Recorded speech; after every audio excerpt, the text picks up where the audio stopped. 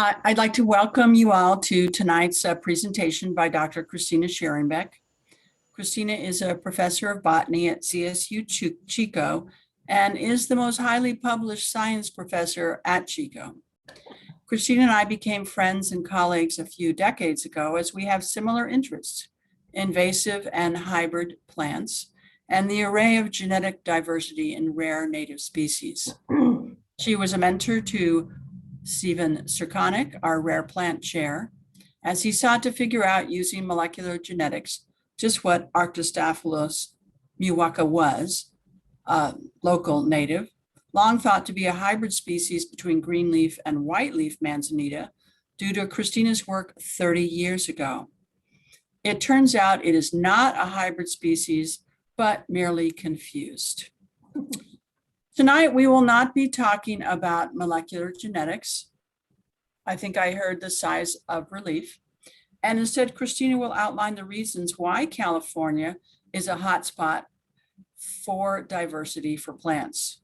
Luckily, it only involves hundreds of millions of years of geography, geology, and evolution, which she will get through in about an hour, in a field called Phylogeography, in which she published a book. I don't know, am I on? Can people see me? This is the book. Where are we?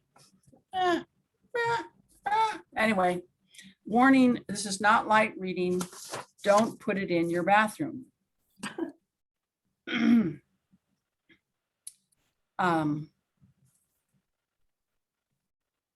I have been wanting to invite Kristina to talk to us about this topic for quite a while, but luckily the pandemic has made Zoom meetings possible between experts that live far away from Placerville.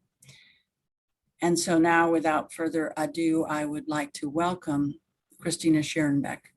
Well, thanks, Deborah, for that nice introduction. I think we met those decades ago when you invited me for a seminar somewhere, maybe at Pangaea or something. But I first want to give a shout out to the California Native Plant Society. I'm a big, huge fan. I've been a member for over 40 years, and the California Native Plant Society was really important in my formative years as a botanist and has remained important. So I'm always happy to participate in CNPS events.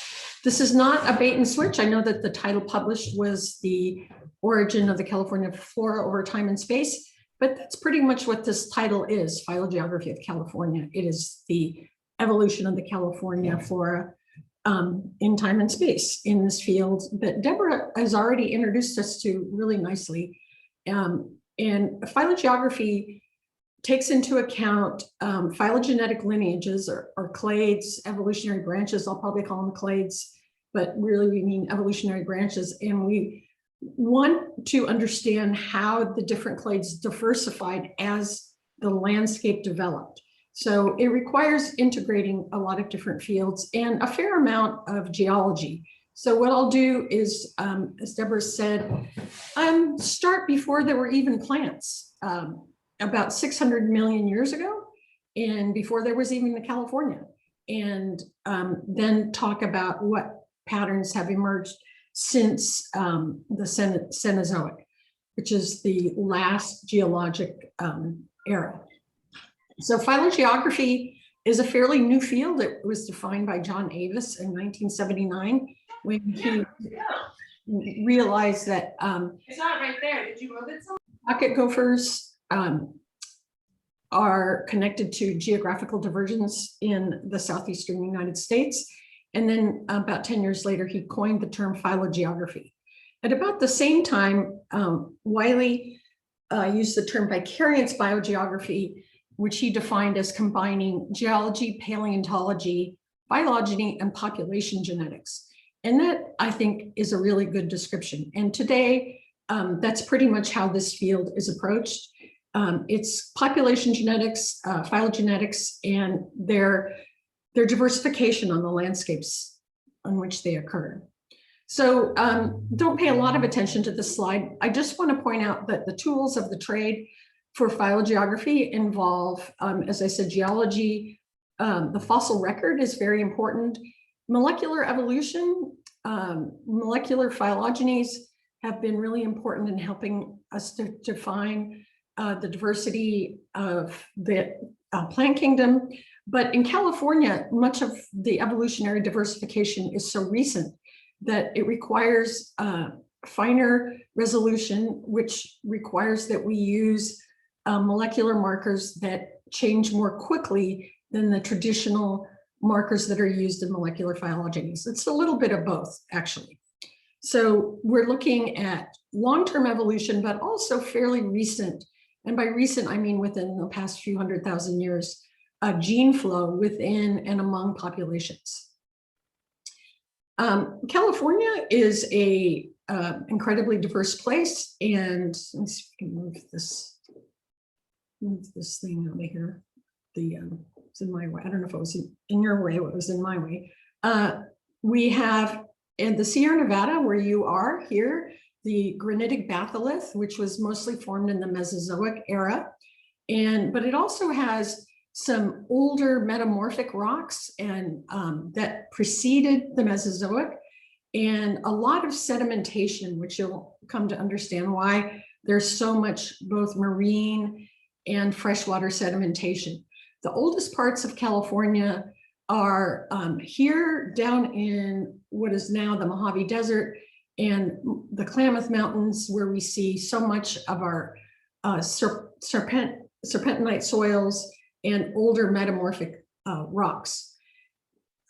Because of the range of latitudes of California, we have anywhere from a temperate forest, one of the wettest places in the conterminous United States, and then we have the driest place in the conterminous United States, Death Valley. And what's even more remarkable is that Mount Whitney and Death Valley, as the crow flies, are only about 100 kilometers apart and provide much of the diversity, or provide the basis for much of the diversity on the east side of the Sierra Nevada and in Death Valley.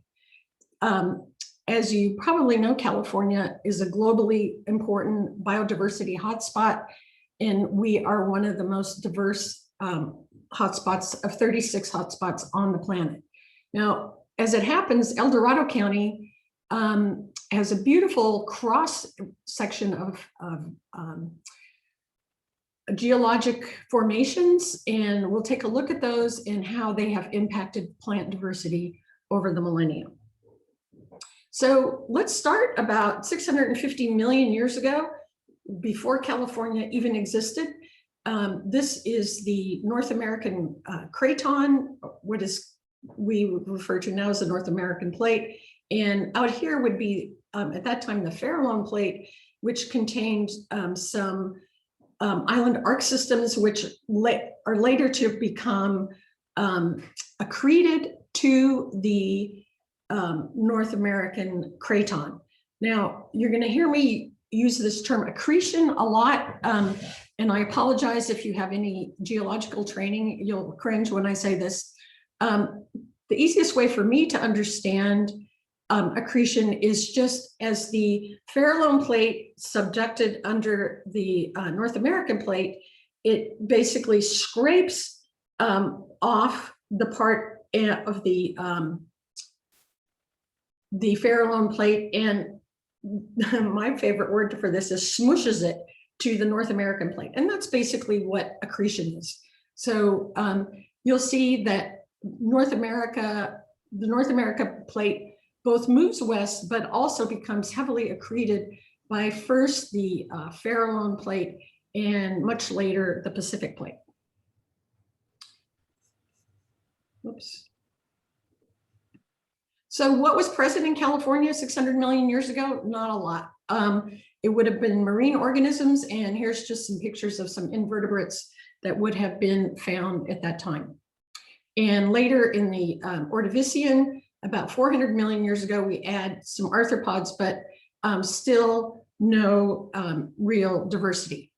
As we move forward pretty rapidly into the Carboniferous, which is about 360 to 300 million years ago, we see a lot of marine fossils, which are now found in Shasta County. And as the landmass is becoming larger as it moves west. We see things like estuarine environments developing. Now, not in California at this time, but in other parts of the world, we start to see plant evolution. The first plants on land were the bryophytes, about 440 million years. And then we see the spore-bearing plants like the ferns and horsetails, club mosses, and then seed plants evolve later, and then conifers, cone-bearing plants about 300 million years ago. And insects, most people don't realize, long preceded flowering plants in evolution, and so they were diversifying throughout Carboniferous California. So things pick up a little bit in terms of interest in Mesozoic California. This would be the Triassic, Jurassic, and Cretaceous periods. And California at this time is still a low landscape near the Mojave Desert. We see that the North American plate is gradually growing westward.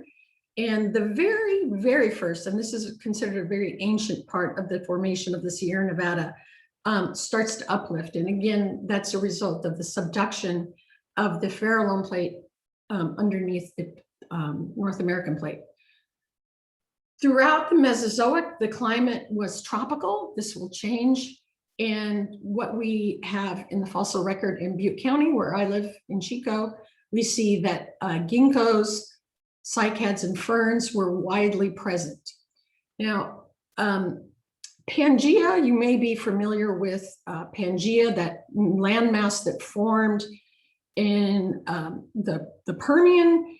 It was one global landmass, but during the Mesozoic, Pangaea starts to break up at the end of the Mesozoic, and this becomes very important for the formation of the different and differentiation of the different floras on the different continents.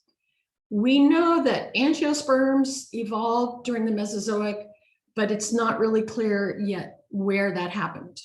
Some, like me, thinks it probably happened in Gondwanaland, or what was formerly Gondwanaland, in the Southern Hemisphere.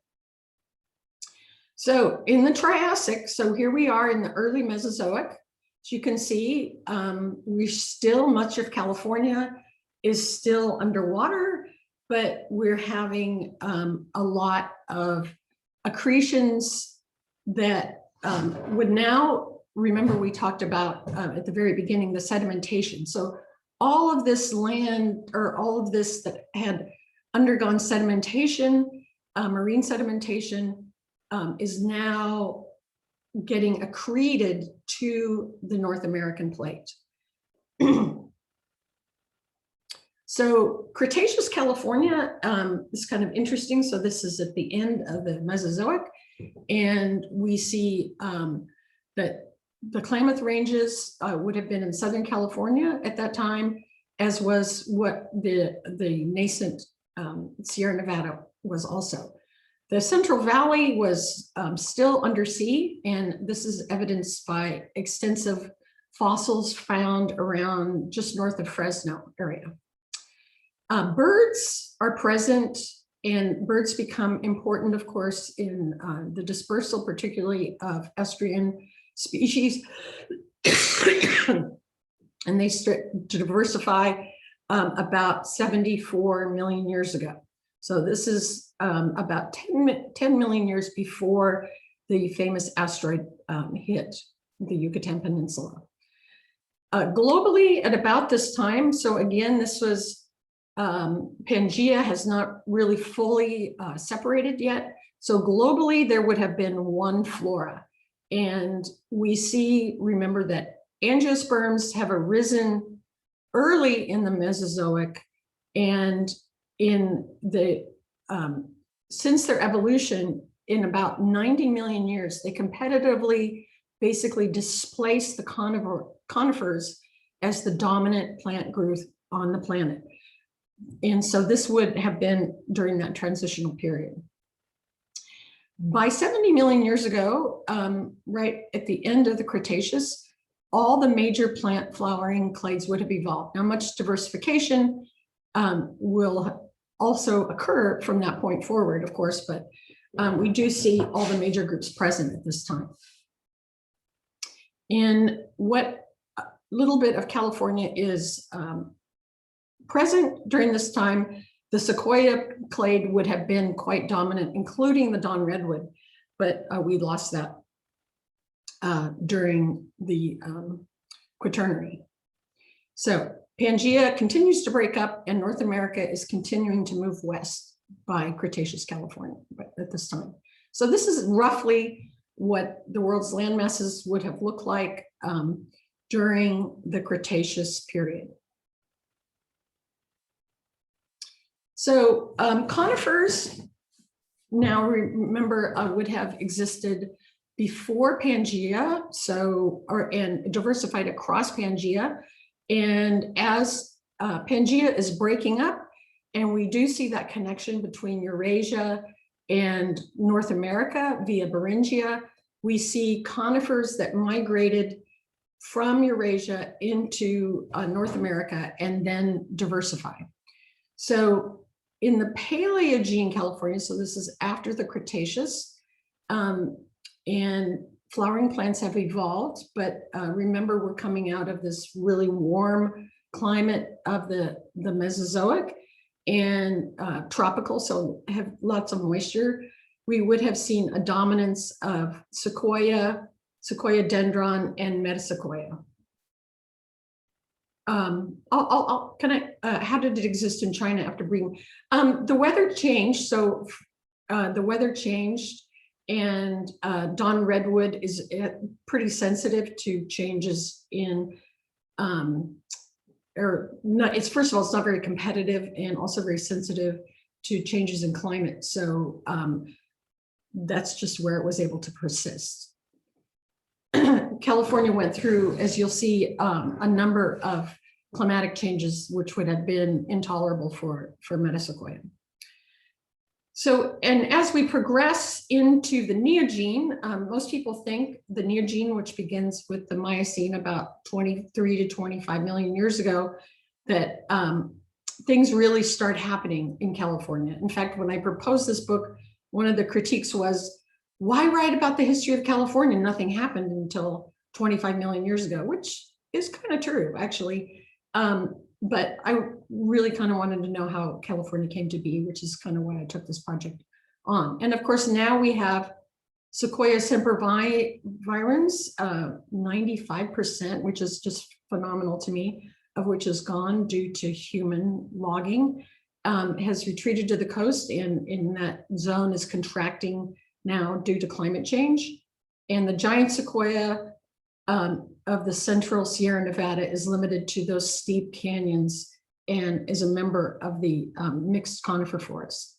And then at that time, Metasequoia just couldn't and didn't have the chops to handle all the changes.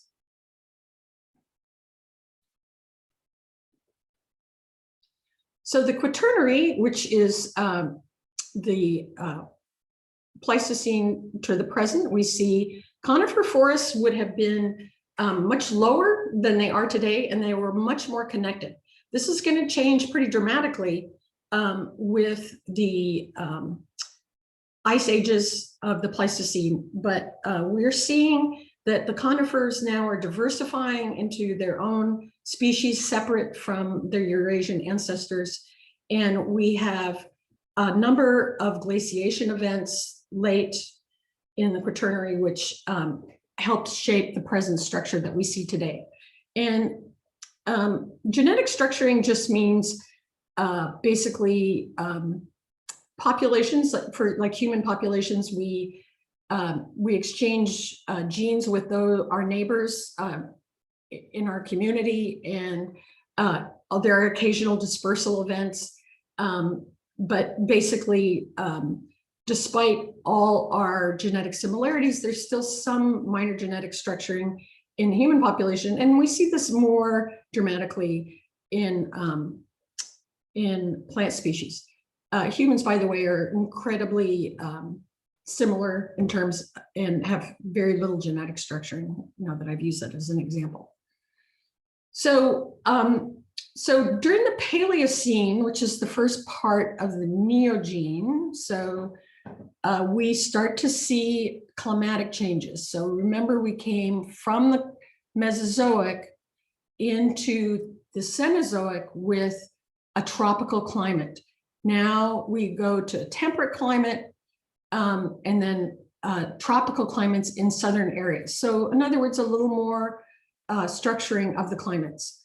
Lots of migrations of both plants and animals along the coast during particularly the ice ages, where the sea level was much lower, but also because there was no glaciation on the coast, these would have been places that were easier to migrate. The San Francisco Bay starts to form, but it is not at this time the outlet for what we now refer to as the Delta region. So the mammals, most of the mammals from California actually came and diversified from Eurasia, and we see a lot of this happening during the Paleocene. The Eocene, which is the next epoch, we see lots of rain, savannas are starting to establish, and the herbivores that come with the savannas.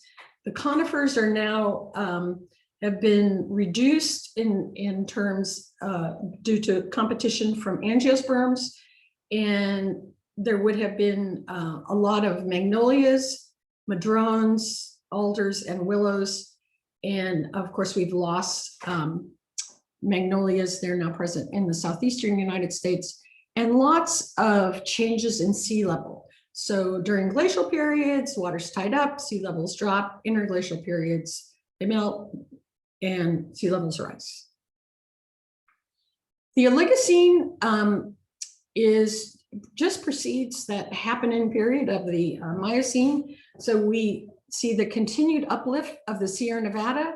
We see the Perseodactyls, which are gradually becoming the dominant grazers. And remarkably, I have a hard time wrapping my head around this.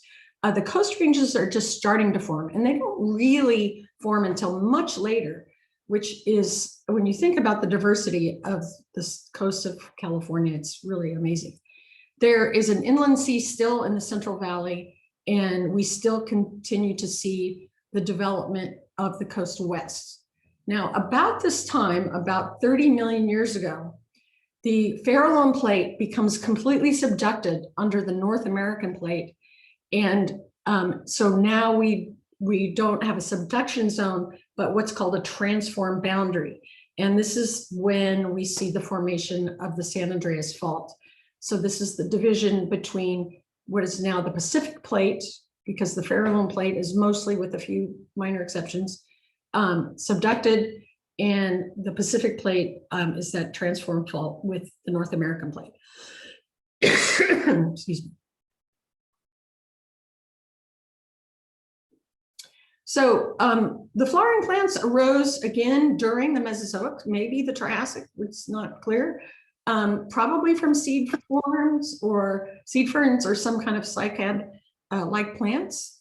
And the Coreoeudicots, which are most of the flowering plants, would have fully diversified again by about the beginning of the Cenozoic, somewhere around 65 million years ago. So as a result of the movement or plate tectonics, we see many disjunctions that indicate past floras, and these would be between Eastern Asia and Western North America, Eastern North America and Western North America, and North America and South America. Then this would just be an artifact of both tectonic movement and long-term climate change. Probably the most important work to start discussions about the origin of the California flora came from Ledyard Stebbins and Jack Major, both of whom were at Davis. And in 1965, they wrote a paper that remains important today, about the paleoendemics and the neoendemics of California and tried to discern patterns of evolution. So paleoendemics would be things like the sequoiad clade, the redwoods that have been around for a long time but limited to California. Neoendemics would probably be more local diversification of species within the past few million years. Stebbins later wrote a paper with Day and indicated that a lot of our California taxa migrated from Beringia.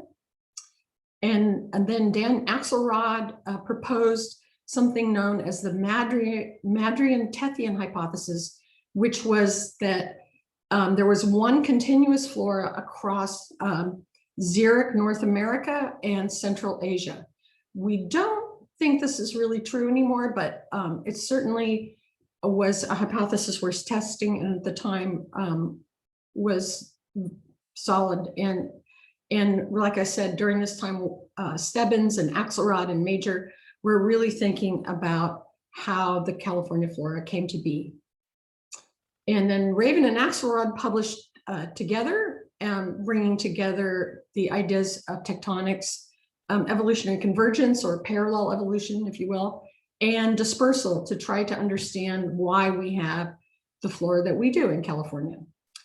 And this has, since 1974, has been examined many, many times by people from throughout the university, the universities throughout North America and also in the world. And there have been a lot of nuances described about how our flora came to be. This work was really groundbreaking in 1978.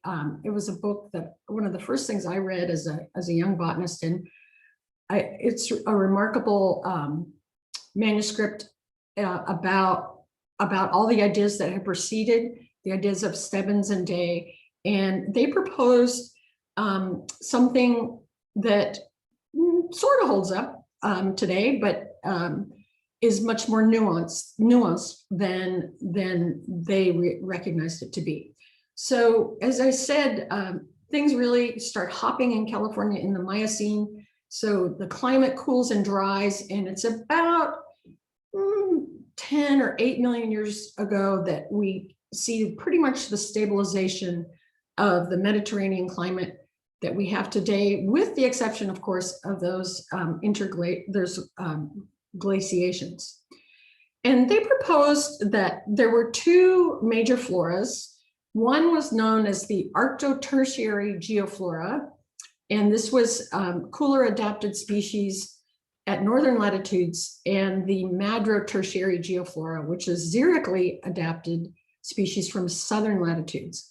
And they basically said during the many cooling and drying trends throughout California's history, that during as it warmed, as it cooled, the northern populations would migrate south, and as it warmed, the southern clades would migrate north, and then that there was this push-pull among these two geofloras. Now, we know that that's not 100% true now, although I think I still like it as a very generalized model. We know that many other factors came into play. We see long distance dispersal from every direction. We see continued migration from Beringia, particularly from the Oligocene into the early Miocene. We see independent adaptations in response to changing climates. So once arrived in California, these new clades would have evolved in situ.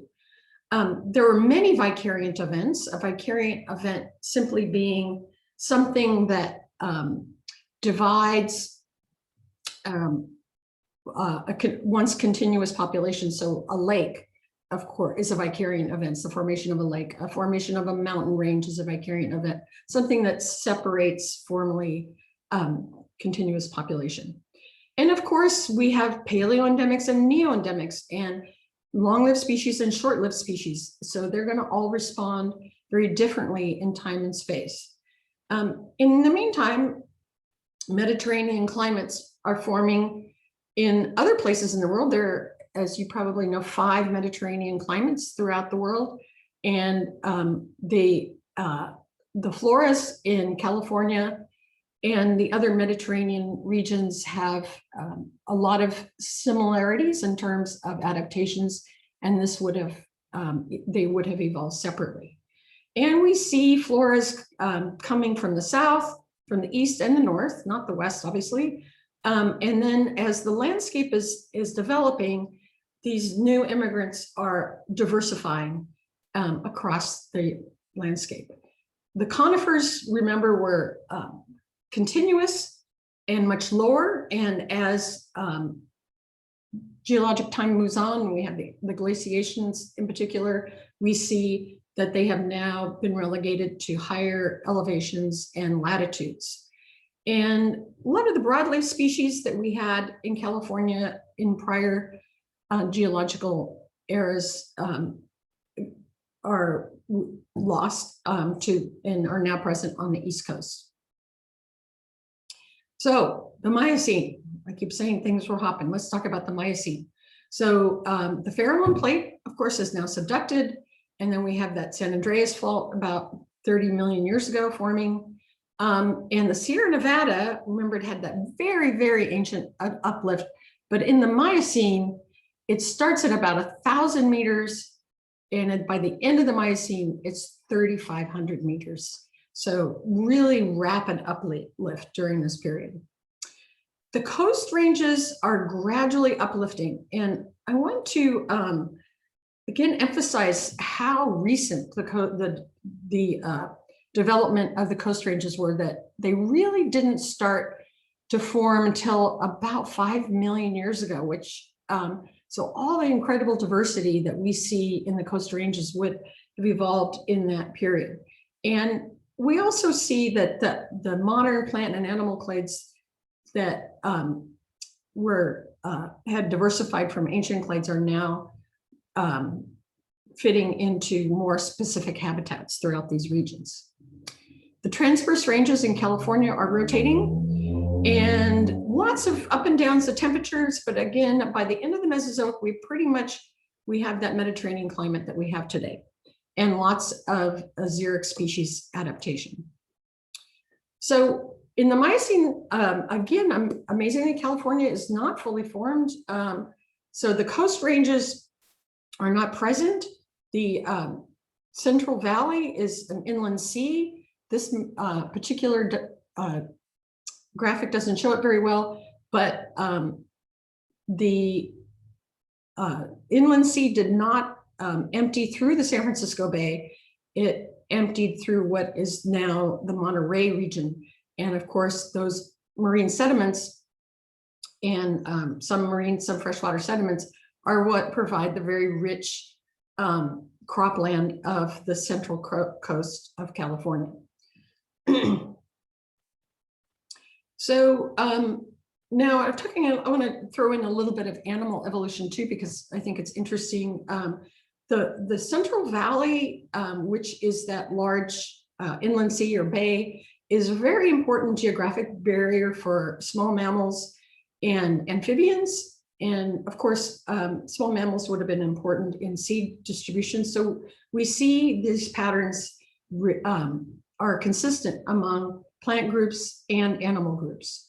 The estuaries are really developing, and we see a lot of diversification of the fishes, a lot of upshore or offshore upwelling, which results in a rich marine life. We have the modern bird taxa and some crazy looking animals, including this one, which I just think is pretty amusing. This is the shovel-tusted mastodon. And then a lot of things like the Felidae, the horses and cattle clades, and many clades that are no longer present in California. This is the migration of the American pika, which would have been an important part of animal dispersal. And we can see that there were a number of migrations beginning in the Eocene to the Oligocene, then in the Miocene, and then continued and throughout the Holocene. And now we see the current distribution, mostly in East Asia, but Eurasia, but also in North America. And I think it provides a great series of graphics that are reflective of both plant and animal movement transcontinentally. So we had these temperate deciduous forests during the Miocene, and then remember that we lost a lot of the species as the weather changed, and we have now conifer forests with xeric floras by the Pliocene in the Beringia era, which is pretty much what we have today. So an example of a plant that migrated, much like we saw with the American pika, would have been campanula, as we see here, and similar scenarios have been described for rhododendron species and some saxifrags and lupins. The lupins originated in the Old World, but now most of the speciation is in the Old World. And so I think that was interesting. And this work was published by a friend of Deborah's and mine, Kadera Nouche, who is at the University of Rennes in Rennes, France. And then things like Empetrium, which is a funny little plant that occurs on the North Coast, which was a very recent arrival. So conifers have quite a story to tell with their genetic variation. And like humans, where would one expect to find the most genetic diversity of humans? That is in Eastern Africa. And that's because that's where we originated. That's where the most genetic diversity is. So when you see really high genetic diversity, and yet there's a small range, it indicates that there must have been a rapid contraction from a large diverse range into a small range. So some of the species that illustrate that are Hesperocyparis and Pinus longeva, the bristlecone pine, and Pinus balfouriana. Other species don't have that pattern, but it could be just due to something like clonal propagation. And we know that Pinus split from Eurasia in the Cretaceous, but that like again, the American pika and some of these other species, there were multiple dispersal events. So during the glaciation periods, excuse me, Pinus ponderosa, most of its range would have been pretty much just blocks of ice. And so it survived in the southern Sierra Nevada, the southern Rocky Mountains primarily. Species like the Torrey pine was probably pretty much almost wiped out, and that's indicated by its very, very low genetic diversity. So it likely has been through a couple of major bottleneck events or contraction events where it lost a lot of genetic diversity. In fact, they're trying to introduce genetic diversity from other species like the Channel Islands, Torrey pines, to increase the amount of diversity. Doug fir, Pseudosugum zezii, is divergent with the Cascades in the Sierra Nevada, and that is consistent with, excuse me, with the glaciation events. So these are just some of the species that I've just been talking about, and a few others, the sugar pine, Pinus monticula, Pinus albicollis, which would have diverged into northern clades and southern clades, and glaciation would have further separated those northern and southern branches within the genus. And they would have come back into contact during the cessation of the glaciation events. So the Madre tertiary geoflora, originally described by Raven and Axelrod, was widely present in the southwestern US and Mexico and diversified. And of course, this was dependent on climatic factors, but the Madre tertiary geoflora was very present at the beginning of the Cenozoic, the Paleocene, and even more so by the Eocene. One of, I think, the most beautiful examples of this diversification was with Dylan Burge's dissertation work at, Dylan is a native Californian, but he did his dissertation work at Duke under Paul Manos on Ceanothus. And Ceanothus and the stem Ramnaceae have been around for a long time, about 65 or so million years ago, based on fossils. And we see that it diversified in California, like Stephen's Cercanix and my favorite genus, Arctostaphylos. And this is from Dylan's publication from his dissertation. And I think this illustrates perfectly how much of the Madre tertiary, remnants of the Madre tertiary geoflora would have diversified throughout since the Miocene. So here we have on the y-axis the Miocene, about 23 million years to 5 million years, the Pliocene, and then the Quaternary. And so the phylogeny, we would have from the progenitor, in about 13 million years, we see this split into two major clades. Heads up, by the way, I hear that Dylan is going to be splitting these, if he hasn't already, into two separate genera. So we will no longer have one genus of Ceanothus, but the Cerastes and Ceanothus genera. And they started diversifying about 6 to 5 million years ago. Climatically, remember, we come from this tropical climate, and now it's it's cooling and drying, and Mediterranean climate establishing somewhere around here, and now these ice ages. And those ice ages are going to become pretty important here. The Sierra Nevada, we had the initial uplift, which would have occurred long before, but really accelerated uplift, remember, was during the Miocene, in which we go from 1,000 meters to 3,500 meters during a relatively short geologic period. Now the coast ranges, again, they're just so young and had accelerated uplift very recently, not really forming until about 5 million years ago. And we see in the fossil record that the sclerophilous plants, the tough leathery leaves that we see, are present in Southwest North America, and they continue to diversify in California, where we now have the chaparral to the extent that we do. Quercus would have been diversifying pretty rapidly during this time also. It's been present in California for about 24 million years, and we have 20 species or so of Quercus. And as the Mediterranean climate was established by the mid-Pliocene, we see the sorting of these different species. And then the Pleistocene glaciations would have expanded and contracted during this time.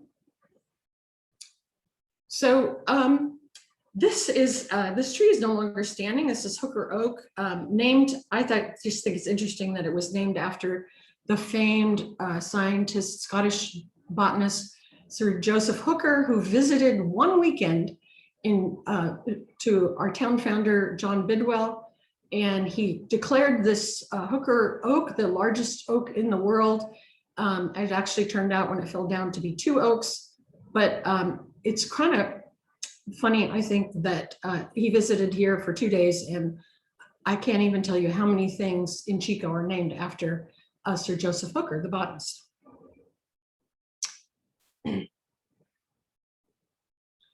So some regional patterns that we see, and it's important to note that the Klamath Siskiyou region was not glaciated. And this is very important because if a conifer was going to survive, it wasn't going to survive in the Sierra Nevada. So you'll see in a minute, it was going to survive in the north, the Rockies, or the south. And a lot of species survived in the Klamath Siskiyou region. And the Klamath Siskiyou region, if you've been to Russian wilderness, there's a place called the Miracle Mile, which contains the highest conifer diversity in the world. So I think there are 19 different taxa in this 1 mile area, which is somewhere around. Actually, I think it's just south of this map. So a lot of things contribute to the incredible diversity that we see in the Klamath Siskiyou region, partly that it wasn't glaciated. A lot of the valleys run in a north-south way, so that means that they were not susceptible to as much weather pattern, changes in weather pattern, and also the extensive serpentine vegetation or serpentine soils that occur throughout the coast ranges. So very, very diverse. And because of the changes in climate, there was a lot of mixing it up with the Madre tertiary geoflora and the Arctotertiary geoflora. So really an amazing place. In fact, there's been some proposals to make this region a biodiversity UNESCO spot to avoid or just to provide protection. Oops, wait. Oh, I'm missing something here. Sorry. Wait.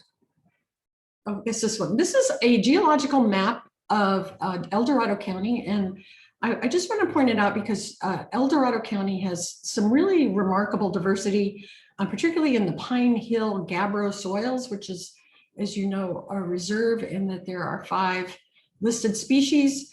Gabbro is an igneous rock, and this is a result, again, of uplift from the Farallone plate. And then we see this serpentine rocks also present here, which serpentine always excites me whenever I see it. I've seen and know what it is for 40 years, but I always get a little excited when I see it because I feel like I'm seeing a little bit of Pangaea when I see serpentine, because it's just this metamorphic rock that's derived from the mantle of the earth, and it's quite ancient, and as you know, has very heavy mineral contents, and it's been uplifted, and we're just, these plants in California have adapted to it. 1% of our land area is serpentine, yet 20% of our rare species occur on serpentine soils. And we also see a lot of diversity for very similar reasons on the gabbro soils. So here in eastern El Dorado County, these are the Mesozoic granitic rocks, part of that Granitic Batholith. And then we see, remember, as California was ocean, we see a lot of marine sediment, and that is central El Dorado County has a lot of this Mesozoic marine sedimentation. And then we see the Jurassic marine sedimentation also. So I think, like I said, El Dorado County, the geology provides a really nice picture of the geologic history of California. In terms of the flora of the Sierra Nevada in general, it's thought that it must have originated mostly from the north because there's very low affinity with the Rocky Mountains. So it's very unlikely that that flora originated from the east. And again, it would have originated from Beringia. And we see the Sky Islands that are so important in the Sierra Nevada for diversity corresponds very nicely with Pleistocene glaciations. So in the Pliocene, so 5 to 2.6 million years ago, it was quite a time if you were a salmonid species, lots of diversification, lots of cooling and drying. The coast range is now forming lickety-split in geologic terms, I guess. And then the montane conifers are pretty widespread, and we see this contiguous forest. Now, about 3 million years ago, we see the Isthmus of Panama develop, and with that development, we see migration of many animal species. But still in the Pliocene, as we saw earlier, the Central Valley waterway is draining through Monterey Bay, and as it dries out, it'll eventually become, well, it eventually moves north. I think it's about 3 million years ago where it moves, no, I'm sorry, that's not right. I can't recall. Moves in through the San Francisco Bay. So this is just showing some of the diversification of the salmonid species. This would have happened about 2 million years ago here, and then we see the rainbow trout. So these fishes would have diversified really recently in geologic time. And I just have to throw this one in here because I didn't know this fish existed. And it's a saber-toothed salmon, which was about 6 feet long, which was widely present throughout the Pliocene.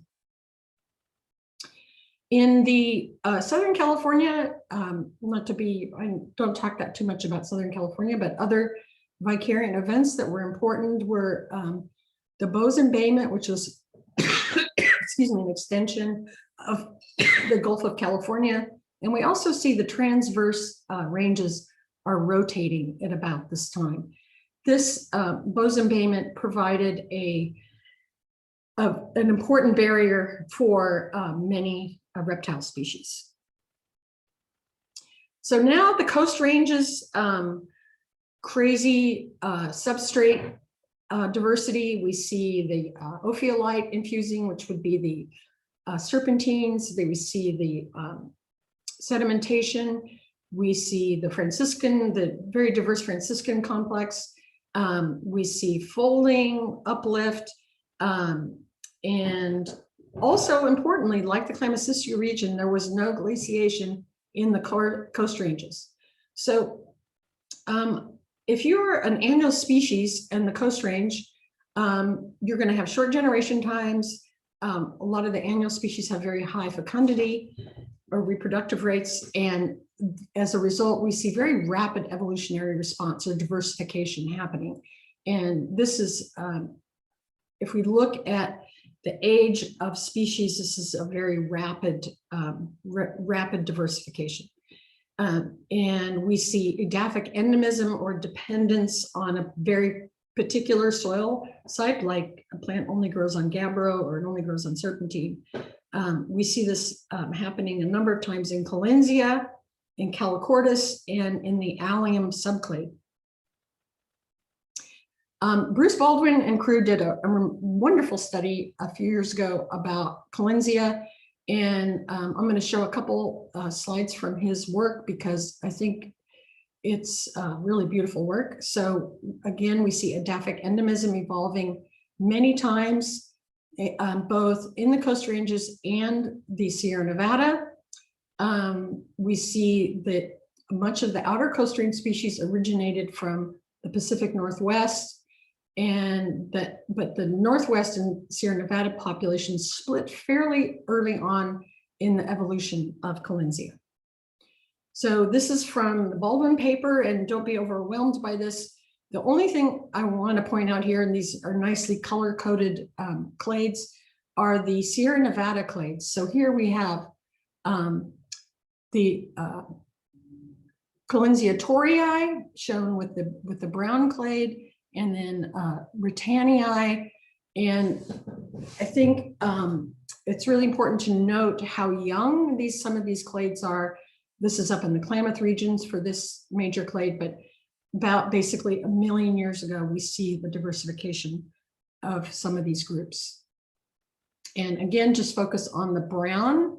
Here is Collinsia chaldei, and notice Collinsia metamorphica. Again, as recent as 300,000 years ago, this would have formed in the central Sierra Nevada. And we see also Collinsia tinctoria. So you may be familiar with some of these species. Similar patterns, particularly for edaphic endemism with Calochortus. No surprise there, but this didn't really start until about 7 million years ago in the coast ranges. And then here we have the biotic interchange and so-called invaders, both plants and animals from South America, beginning 3 million years ago. So the Pleistocene is pretty crazy time for plants in California, and we see about 20 cycles. And the last one was, the last glacial maximum was about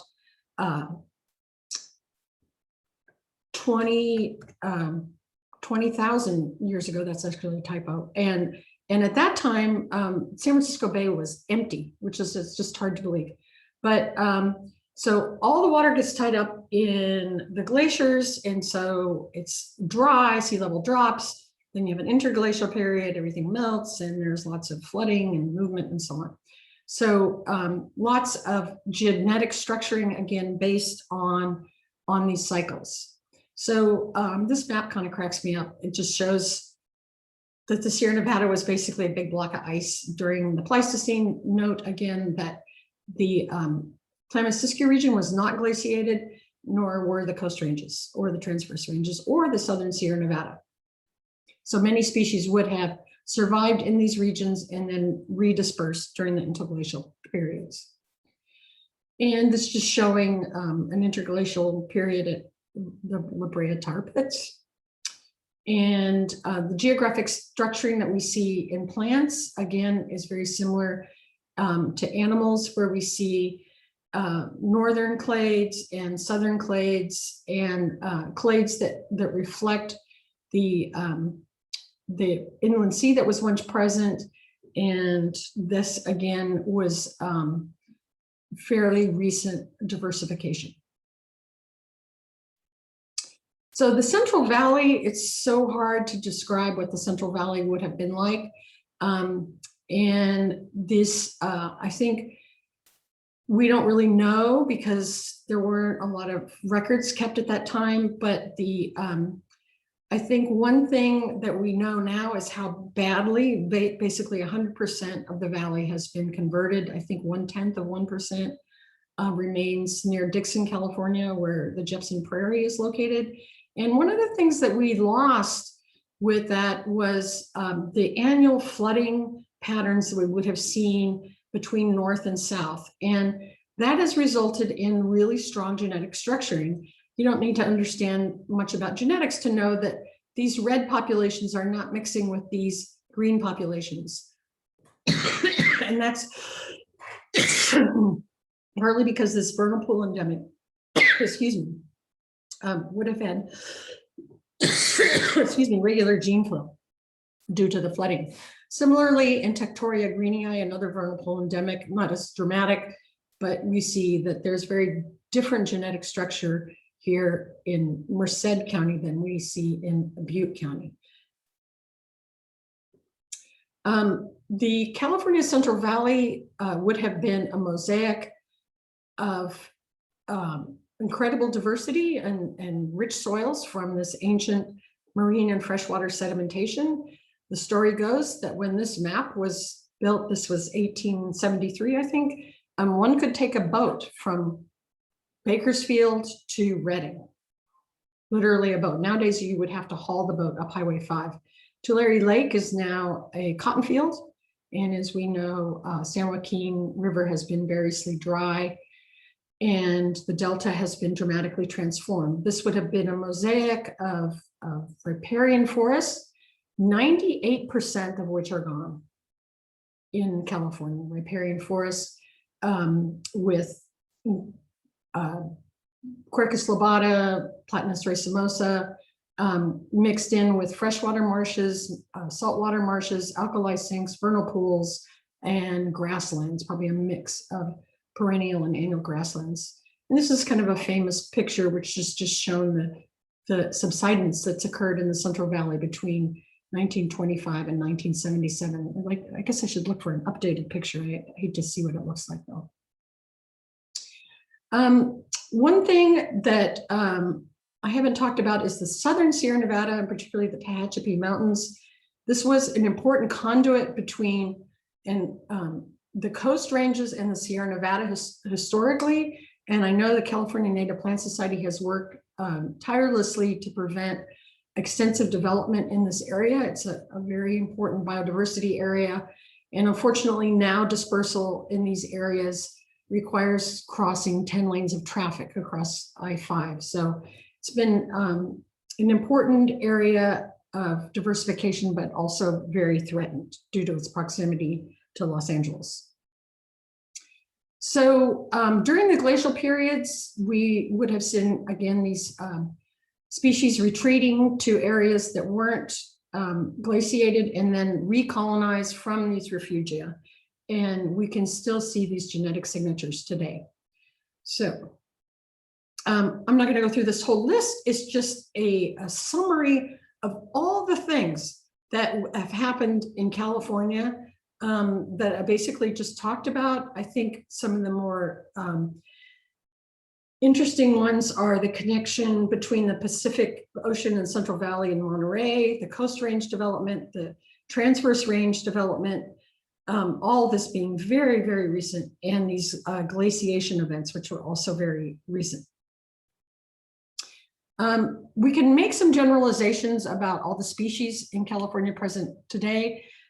If you were small and you were less able to move around, and if you were a Dafic endemic, you were going to be vulnerable to extinction, but you also probably left a pretty good genetic signature. And we can still see those genetic signatures today. And things that are better dispersers, they leave less of a genetic signature, but if there's a fragmentation of a habitat, we can see effects on gene flow, and that too leaves us with some knowledge. And for example, the diversification of pines. Long-lived species are going to respond more slowly than short-lived species. And one of the things that we need to worry about right now, because of the rapidity of human-caused climate change, is that insect species and the plants they pollinate have different response rates to climate change, depending on the taxa. So as we desynchronize our insect pollinators from our flowering plants, this is going to lead to major problems.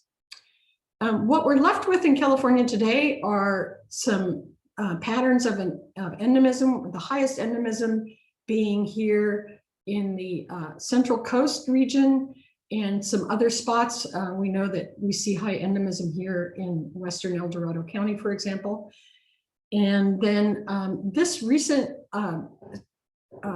much more quantitative study than what I undertook, which is a pretty qualitative description of the history of California. But it was upheld, these geologic areas. You can see that Baldwin and crew described the diversification of the California flora based on species composition in these regions, and they're very consistent with these phylogeographic events. And I think that takes us to the human problem. The human problem. There's too many of us, and a lot of people like to live on the Central Coast where there's the most biodiversity. 40% of our plant species in California have some level of threat to them.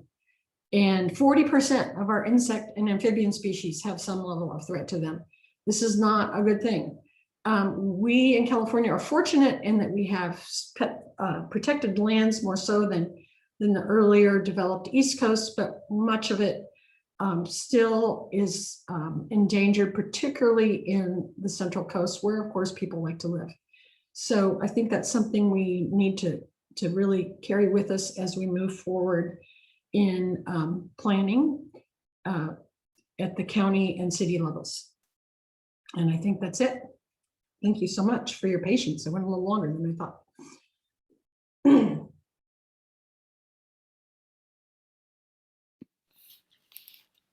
That was so interesting.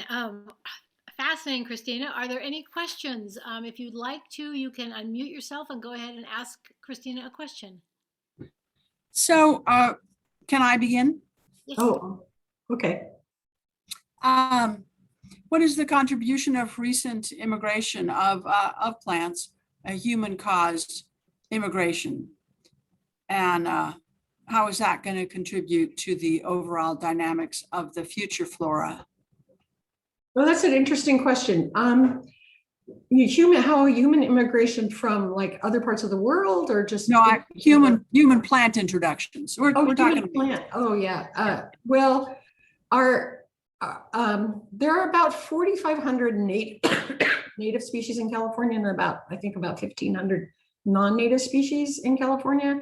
And as you well know, this is a problem, and that we need to stay on top of it. And we also have learned big lessons in the last couple of years about the importance of fire management and the introduction of, I don't know, you guys must have a lot of the brooms up in your region in El Dorado County. Yeah. And that they have very long-lived seed banks and are very flammable. So I think that that not only should we be planting native plants, we should be eradicating introduced species. And I know that you guys are all with me when you go to Home Depot or Lowe's and you see all those, you can't kill this plant for sale. I've seen ice plant and brooms and all kinds of things still for sale. And we just need to keep working on that. People like to plant that stuff because it's easier.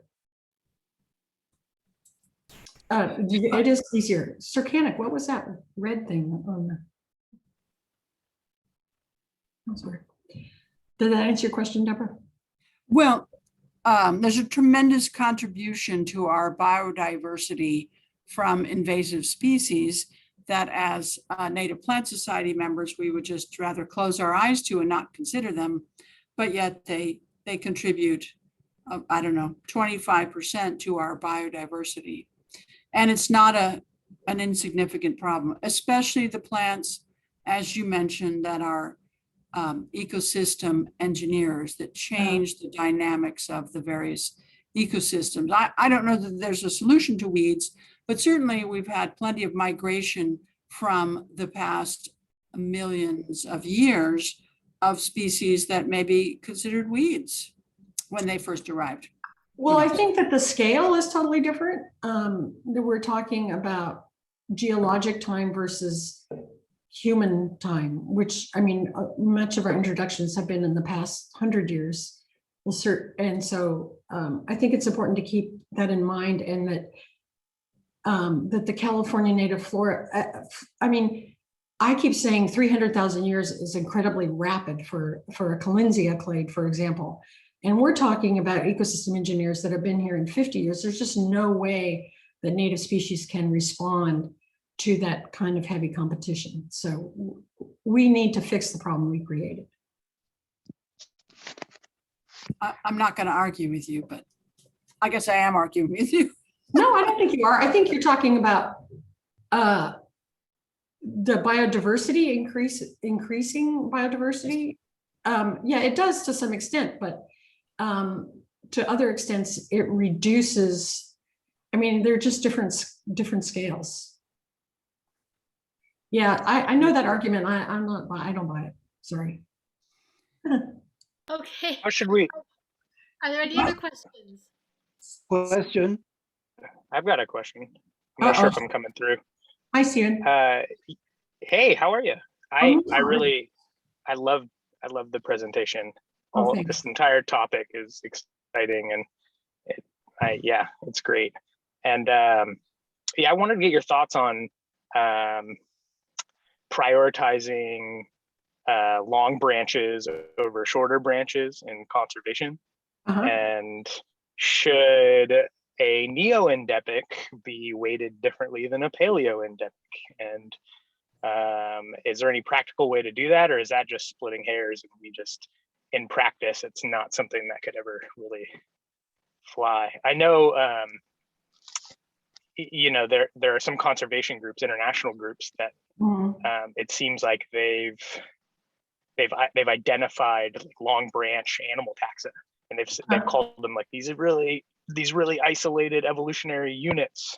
And I'm drawing a blank right now. I'm on my phone right now, so I'm sorry. I wish I could pull the link up. But in California, I've always felt like we should be emphasizing these long branches or these weird isolated branches.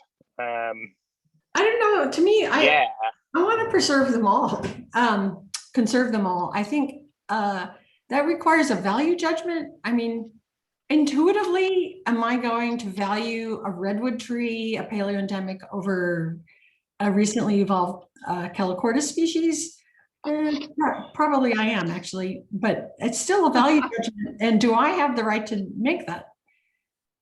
And I think also these areas where we have the neo-endemics are easier to conserve as regions. Hotspot regions like Pine Hill in El Dorado County, for example, or Ring Mountain in Marin County. But redwoods, that's a tough question. That's a tough question. Even Neviusia, right? Like the Shasta snow reef. Right. Yeah, like yeah. I always feel like they call it a 1B2 or a 1B1 or whatever, and like it just doesn't feel right weighing that 1B1 or 1B2 or whatever it is against another 1B2, like a variety of Eriogonum umbulatum that's also a 1B1. Yeah. And I'm just something that seems like it's not addressed there to me. There's Save it all. All right. Yeah, there you go.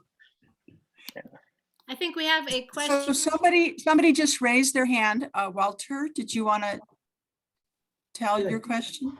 Can you give me an example of a local plant or something that's a relic from the Paleocene, Eocene thermal maxima? Oh gosh, no. I mean, the redwoods were present during that time. So I guess, so I guess that's pretty much, no, I couldn't really describe it. The coniferous forests, sequoias would have been dominant, as would have been other conifers. So like the Pinus clade was diversifying around that time. Okay, thanks. Yeah, sorry. I that's about all that comes to mind. I think redwood trees are a really good example. Yeah. Could I ask a question also? Oh, yeah. One of the things that you didn't speak about much is the some of the volcanic, the Oligocene and Miocene volcanics, particularly the Central Sierra and Northern Sierra Nevada. Yes. And some of the changes in vegetation or impacts on vegetation associated with kind of that flooding of all of that volcanic material.